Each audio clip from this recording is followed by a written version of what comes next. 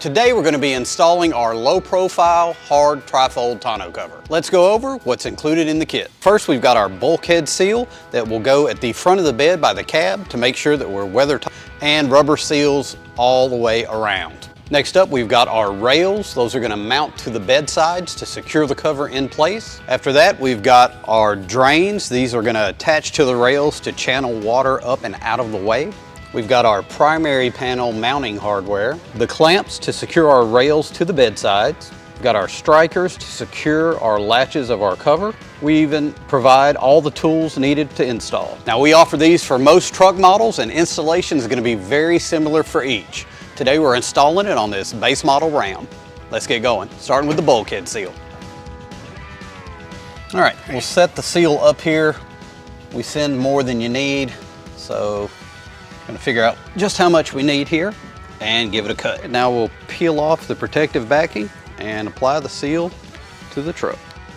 Before we put our drains on our ends, we're going to go ahead and slide our striker into place.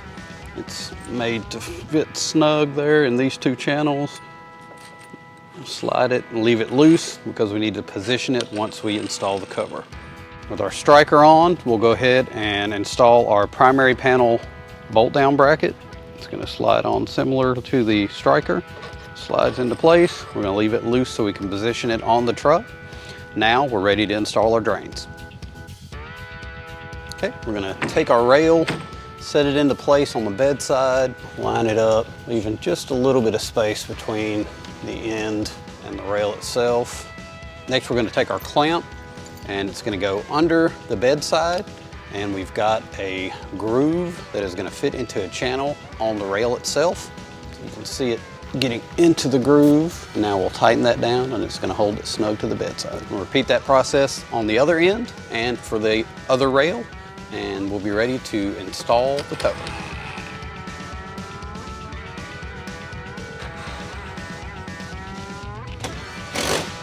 Take our drain tubes, and on this model there are a couple of access holes that we can snake them into to make sure that the water is channeled outside of the bed. If your particular truck doesn't have those, you may need to drill a small hole. We've got our rails mounted, we've got our drains ran, we've got our bolt down bracket loose so we can move it into the correct position, as well as our strikers. Those are loose as well, so we can put those where they need to be to hit that catch on the cover. Speaking of the cover, let's grab it and put it in place.